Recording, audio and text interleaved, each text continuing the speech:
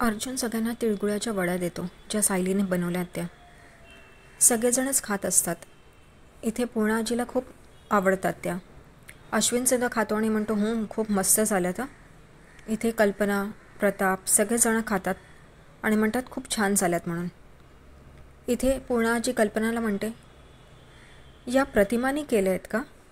इथे पूर्णाजी मग तन्वीकडे बघते आणि म्हणते, तू केले आहेस का प्रतिमाने करून तुझ्याकडे पाठवले आहेत? तेव्हा इथे तन्वी विचार करते, आता मी उत्तर काय देऊ. आईने पाठवल्या सांगितल्या तर तिला फोन करतील आणि कळेल की नाही, तिने नाही पाठवल्या म्हणून. आणि मी केल्या सांगितल्या तर रेसिपी विचारतील कशा केल्यात म्हणून. आता मी फसले, आता मी काय सांगू, हाच विचार चालू असतो. इथे पूर्णाजी कल्पनाला विचारते, तू केलं आहेस का कल्पना?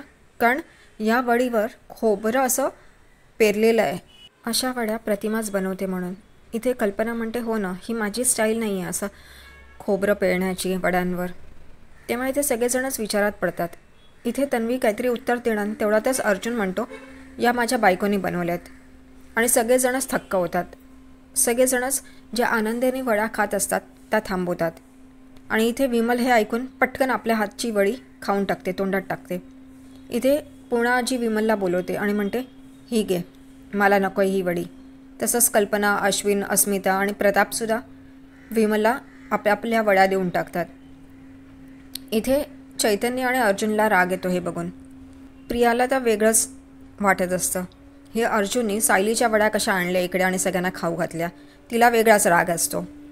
इथे विमल सगळ्यांच्याच वड्या घेते आणि एकदम काहीतरी कोणीतरी सांगेल टाकायला किंवा काही म्हणून ती सगळ्यांच्या वड्या हातात ज्या असतात ते एकदम तोंडात टाकून देते आणि खाते. तिला खूप आनंद होतो की सायली वहिनींनी या वड्या बनवल्यात म्हणून आणि त्या मिळाल्यात खायला म्हणून. तिला सायलीबद्दल आदर असतो. इथे अर्जुन म्हणतो, जर का या वड्या तुम्हाला गोड लागल्या नसत्या आणि गोड वाटल्या नसत्या तर तुम्ही लोकांनी ही खाल्लीच नसती, काही हरकत नाही. तो ती पिशवी घेतो आणि चैतन्याला सांगतो, चल आपण या वड्या खाऊया म्हणून. आणि ते दोघंजणं तिथून निघतात. इथे रात्री अर्जुन खिडकीशी उभा असतो आणि ते सगळे पतंगबाजीची दृश्य आठवत असतो की कसं सायली आणि त्यांनी मिळून पतंग उडवलं आणि आनंदात वेळ घालवला. इथे सायली पण खिडकीत उभं राहून तोच विचार करत असते. ती पण अर्जुन सरांच्या आठवणीत रमलेली असते आणि कसे त्यांनी तिकडे येऊन मधुभावना तिळगुळ भरवला आणि कसं चाळकऱ्यांशी बोलले आणि कसं एकमेकांबरोबर वेळ घालवला, या सगळ्या आठवणी ते दोघंही काढत असतात एकाच वेळेला आपापल्या घरी. सायली सकाळी चहा बनवत असते आणि हा विचार करते की आज अर्जुन सर नक्की येते, काही ना काहीतरी बहाणा नक्की बनवतील आणि येतील ते. मला खात्री आहे ते आज पण येतील. आणि ती खूप खुश असते. ती तो चहा कपामध्ये ओतते आणि बाहेर मधुभावना नेऊन देते. दुसरीकडे अर्जुन तयार होत असतो आणि चैतन्य बसून त्याला बघत असतो.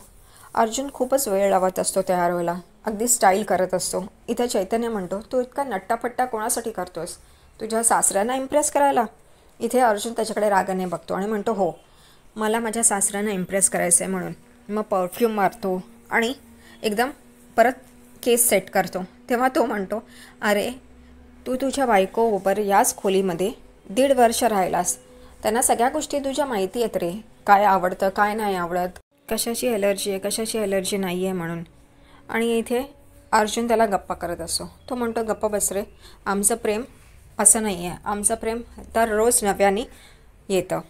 इथे चैतन्य मुद्दामून अर्जुनला छेडतो आणि म्हणतो, मला माहीत नव्हतं तुमचं प्रेम न्यूजपेपरसारखं आहे. तो म्हणतो, काय? हो, रोज जसा नव्याने न्यूजपेपर येतो तसा. आणि अर्जुन आणि चैतन्याची मस्करी सुरूच असते. सायली मधुभाऊंना चहा देते आणि कपाटातून पिशवी काढते. मधुभाऊ विचारतात, तू काय करतेस? तेव्हा ती म्हणते, यावेळेला भाजीवाला येतो ना, तर मी भाजी आणायला चालली आहे म्हणून. इथे मधुभाऊ वेड्यासारखं वागत असतात. ते म्हणतात, तू जायचं नाही म्हणून. ती म्हणते, का? मी नेहमी भाजी आणायला जाते ना, भाजी संपली, आणायला नको का? तर ते म्हणतात, नाही, जर का वाण सामान भाजी काहीही आणायचं असेल तर मी किंवा कुसुम जाऊ, तू या घराच्या बाहेर पडायचं नाही. हे ऐकून सायली आणि कुसुम एकदम थक्क होतात.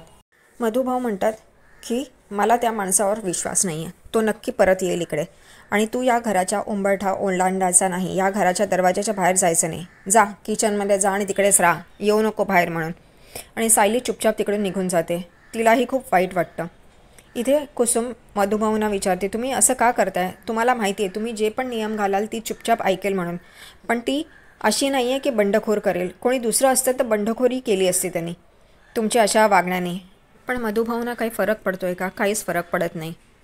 इथे सुभेदारांच्या घरी सकाळी नाश्त्याला बसलेले असतात सगळेजण आणि इथे प्रिया आपला खेळ खेळते.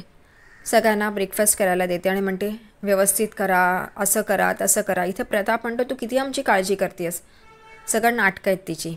ती म्हणते हो मग करायला नको का? तेवढ्यातच विमल पूर्णाजेसाठी संत्र्याच्या ज्यूस घेऊन येते आणि हे बघून प्रिया म्हणते विमल तू ज्यूस का आणलास? ती संत्री जी होती त्याच्या ज्यूस केलास तू? ती म्हणते हो. तर ती म्हणते ज्यूस नाही, फळं चावून चावून खायला हवीत तरच त्याचा फायदा होतो म्हणून.